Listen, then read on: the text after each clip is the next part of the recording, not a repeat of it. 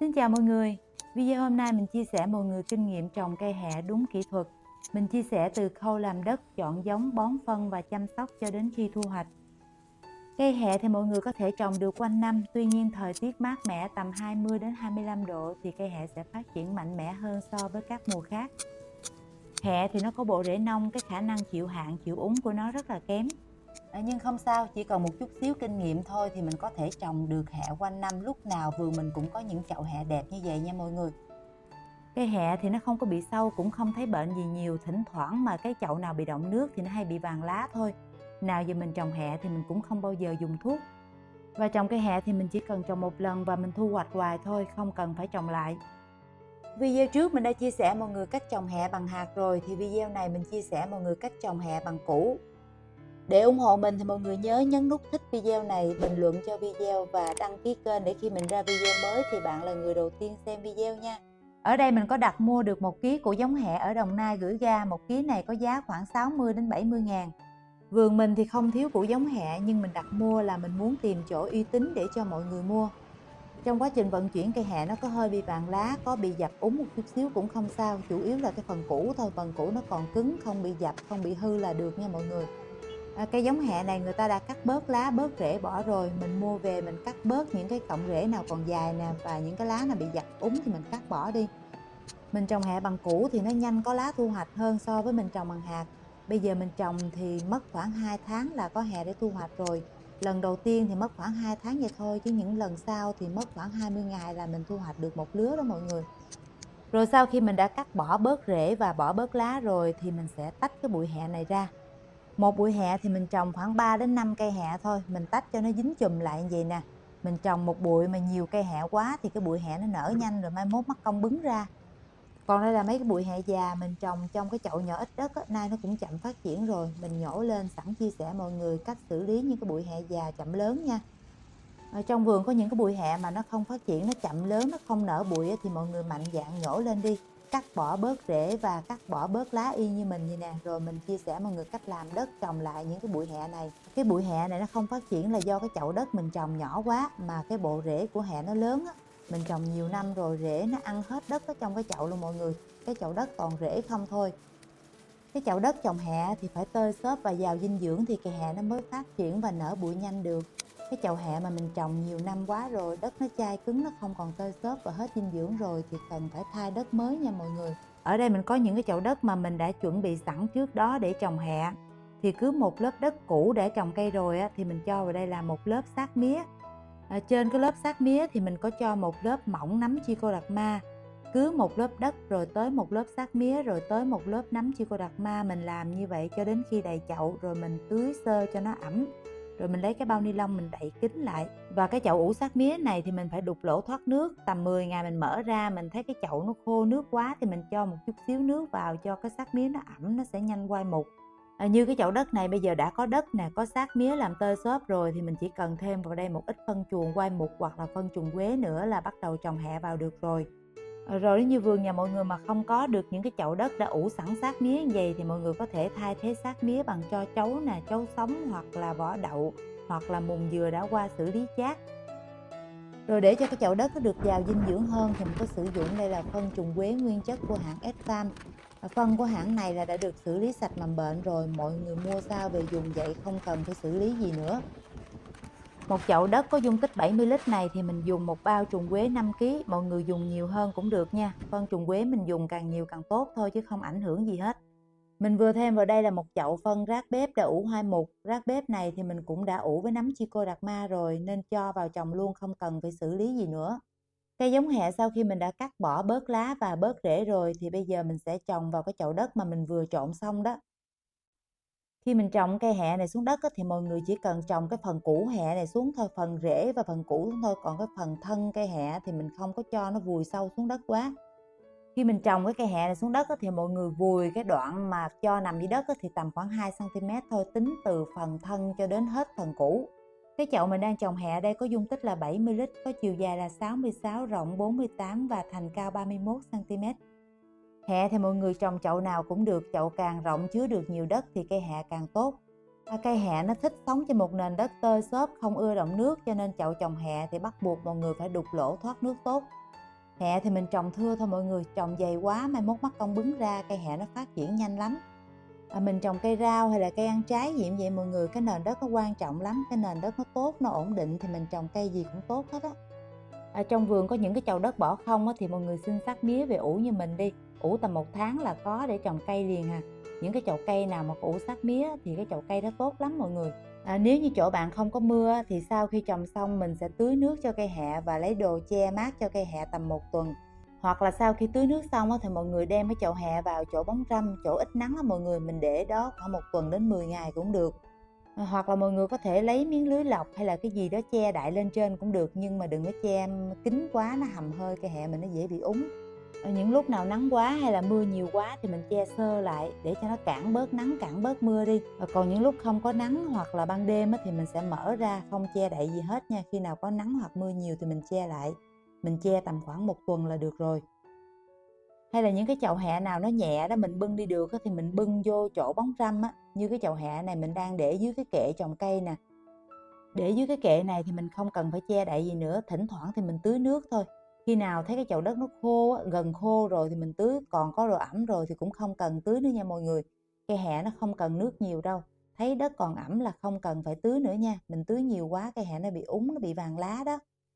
Sau khi mình trồng cây hẹ xuống đất được khoảng 3 ngày thì bây giờ cây hẹ nó đang bắt đầu ra lá mới rồi nè. Nhìn cây hẹ ra lá mới vậy thôi chứ cái phần rễ nó chưa có phát triển đâu mọi người. Ở cái giai đoạn này thì mình chỉ tưới nước thôi, không bón phân gì hết. Và đây là cái chậu hẹ sau khi mình trồng xuống đất được 15 ngày. Bây giờ cái chậu hẹ mình nó đã ra lá dài được khoảng 10 cm rồi nè. Bây giờ muốn cho cây hẹ mình nó nở bụi và nó phát triển nhanh thì mọi người nên tét bỏ cái phần vỏ lụa bám xơ bên ngoài đi. Còn như mọi người không có thời gian tét, làm biếng tét như mình thì mọi người cắt xác luôn. Mình để như vậy cho cây hẹ nó lớn lên cũng được, nhưng cái bụi hẹ nó chậm nở bụi nha. Mình muốn cho cái bụi hẹ nó nhanh nở bụi thì mọi người phải cắt đi, cắt xác luôn, cắt hết đi, không sao hết đó mọi người. Cái bụi hẹ mình trồng lần đầu ra lá nhìn nó không đẹp đâu, do cái lá cũ đó mọi người. Bây giờ mình cắt đi, cây hẹ ra lá mới là mọi người nhìn thấy nó khác liền à. Mỗi lần cắt xong thì mọi người gom hết những cái lá hẹ này bỏ bên ngoài đi. Mình đừng có để lá hẹ hay lá cây gì vào trong cái chậu cây hết trơn á. Trong quá trình phân hủy của những cái lá hẹ, lá cây này nó sẽ để lại nấm bệnh trong cái chậu cây đó mọi người. Và đây là những cái chậu hẹ sau khi mình cắt xác gốc được 5 ngày. Cây hẹ bây giờ đã ra lá mới nè, mọi người nhìn thấy nó xanh đẹp chưa, không còn như lúc đầu nữa. Khi cây hẹ nó đã ra được lá mới như vậy thì mọi người biết là cái bộ rễ bên dưới cũng đã ổn định rồi. Bây giờ mình bắt đầu bón phân cho cây hẹ được rồi. Mình muốn cho cây hẹ nó nở bụi nhanh thì mọi người phải cắt như vậy đó. Tầm khoảng 20 ngày mọi người cắt hẹ, thu hoạch hẹ một lần. Khi nào mọi người thấy cây hẹ nó cao được khoảng tầm 20 cm thì mình sẽ bắt đầu thu hoạch. Mình phải thu hoạch thường xuyên vậy thì cái bụi hẹ mình nó mới nở bụi nhanh. Rồi để cho cây hẹ nó lớn nhanh thì mọi người cần phải bón thêm phân. Những cái loại phân nào có hàm lượng đạm cao đều giúp cho cây hẹ nhanh lớn. Hôm nay mình sẽ dùng phân cá do nhà mình tự ủ để bón cho cây hẹ. Cách làm phân cá này thì mình cũng đã có video chia sẻ rồi, bạn nào quan tâm thì nói mình gửi video qua cho mọi người nha. Nếu như không có phân cá thì mọi người có thể thay thế bằng phân bã đậu nè, phân bánh dầu, phân gà viên. Phân cá thì tầm 5 đến 7 ngày mình sẽ tưới cho cây hẹ một lần. Rồi sau khi mình bón phân cá được khoảng 4-5 lần thì cái bụi hẹ của mình bây giờ nó cũng đã nở to ra và nó đã dài hơn rồi nè. Mình bắt đầu thu hoạch lần đầu tiên nha mọi người. Mình muốn cho cây hẹ mình nó phát triển nhanh và nó nở bụi nhanh thì khi thu hoạch mọi người nên cắt sát gốc. Mình cắt sát gốc như vậy thì mọi người đừng có lo cái bụi hẹ mình nó sẽ chết nha. Kể cả những cái vườn lớn người ta trồng hẹ để kinh doanh thì khi thu hoạch người ta cũng cắt sát gốc như vậy thôi. Thu hoạch hẹ mà cắt sát gốc là cách thu hoạch đúng kỹ thuật. Mọi người cứ làm vậy thì bụi hẹ mình càng ngày càng nở to ra và nó phát triển rất là nhanh. Một cái lỗi làm cho cái bụi hẹ nhà mọi người nó không nở bụi và nó phát triển chậm, cây hẹ nó dai, nó cứng là do lúc thu hoạch mọi người chỉ cắt cái phần lá thôi. Bây giờ mọi người thử thu hoạch bằng cách cắt sát gốc đi, thử coi cái bụi hẹ mọi người nó có nở nhanh hơn gấp mấy lần so với bình thường không. Cách trồng cây hẹ đúng kỹ thuật thì tới đây vẫn chưa xong nha mọi người, chờ mình thu hoạch xong cây hẹ nó ra lá mới rồi đó thì mình lại tiếp tục chia sẻ với mọi người. Trồng cây hẹ nó dễ lắm mọi người ơi, mọi người không có thời gian thì trồng cây hẹ đi, mình chỉ cần trồng một lần thôi và mình sẽ thu hoạch hoài như vậy đó. Tầm 20 ngày là thu hoạch được một lần rồi, có rau ăn hoài luôn mà không cần phải trồng đi trồng lại. Và đây là những chậu hẹ sau khi mình thu hoạch xong, mình cắt sát gốc luôn, chừa lại cái phần cũ thôi. Chỉ cần còn lại cái củ hẹ thôi thì cây hẹ nó sẽ mọc ra tiếp nha mọi người. Sau mỗi lần thu hoạch thì mình cần phủ phân hoặc là phủ đất lên trên củ hẹ. Mọi người thấy củ hẹ nó có màu vàng vàng nó không, nó bị trồi lên trên á, thì mình phải lấy đất phủ kín lại. Cái bụi hẹ nào mà nó có củ bị trồi lên trên, nó không có đất phủ lại thì cái bụi hẹ nó không có phát triển tốt được. Ở nhà mình có phân rác bếp ủ hoai mục nè, hoặc là phân trùng quế, hoặc là phân bò ủ mục đó, thì mọi người rắc lên trên để phủ kín cái củ hẹ này lại nha. Cây hẹ nó phát triển rất là nhanh, sau khi mình thu hoạch được 2 ngày thì cái lá hẹ đã mọc dài ra tầm 2 cm rồi đó mọi người. Cái chậu hẹ mình mới trồng, mình thu hoạch vài lần đầu mình không cần bón phân thì cây hẹ nó vẫn phát triển tốt, nó vẫn lớn nhanh nha. Vì trong cái chậu đất mình nó còn chất dinh dưỡng. Còn mình thu hoạch quá nhiều lần rồi đó mà mình thấy cái chậu hẹ mình sau thu hoạch nó chậm lớn, cái lá nó ít dài ra thêm á, thì mọi người cần phải bón phân thêm. Như cái chậu hẹ này mình bắt đầu bón phân được rồi nè, mọi người bón phân gà viên, phân cá, phân bã đậu, phân bánh dầu, phân gì cũng được. Cứ cái phân nào có hàm lượng đạm cao thì mình cứ bón cho cây hẹ là nó nhanh lớn hết á. Sau khi mình thu hoạch được khoảng 2 lần á, thì mọi người cho cây ăn thêm phân trùng quế một lần. Mình tưới nước hay là mình tưới phân cá thường xuyên thì cái củ hẹ nó hay bị trồi lên trên.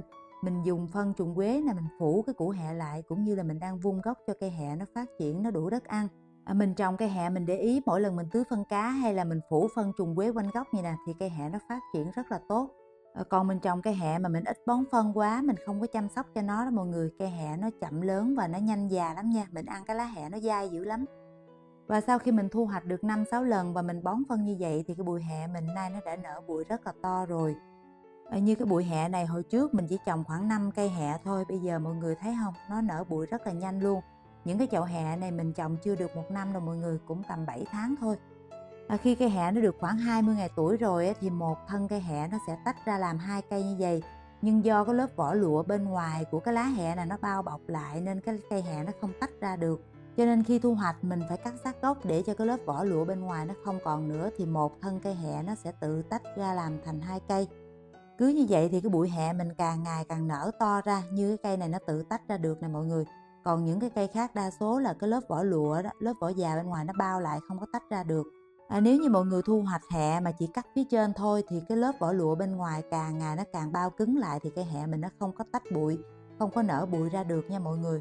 Cái cây hẹ mà chưa tới ngày cắt thì một thân cây hẹ nó chỉ có 1 cây thôi chứ không có 2 cây vậy đâu. Khi nào mọi người thấy thân cây hẹ nó có 2 cây vậy là tới ngày cắt rồi đó. Cây hẹ thì mình phải thu hoạch thường xuyên thì cây hẹ mình ăn nó mới non. Còn nếu như mọi người để cho cây hẹ nó ra bông rồi thì cây hẹ nó dai lắm. Mà cây hẹ nó đã ra bông được 1 lần rồi thì nó sẽ ra bông hoài luôn, ăn nó không có ngon. Cho nên khi thu hoạch hẹ thì mọi người canh thu hoạch lúc cây hẹ còn non nha.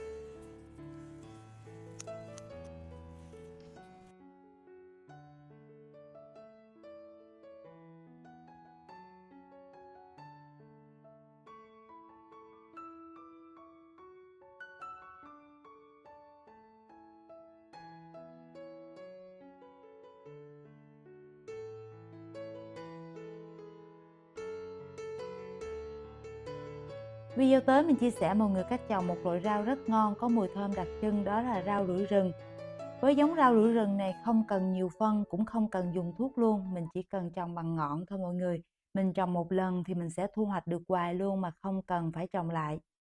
Mọi người xem video thấy video hữu ích thì hãy ủng hộ mình bằng cách nhấn thích video này, bình luận video để YouTube biết là video của mình có ý nghĩa và phân phát đến nhiều người hơn. Mọi ý kiến đóng góp và thắc mắc của mọi người hãy để hết dưới phần bình luận, mình sẽ dành thời gian sớm nhất để trả lời. Mình xin cảm ơn tất cả mọi người đã dành thời gian xem hết video. Hẹn gặp lại mọi người trong những video mới đầy đủ và chi tiết hơn.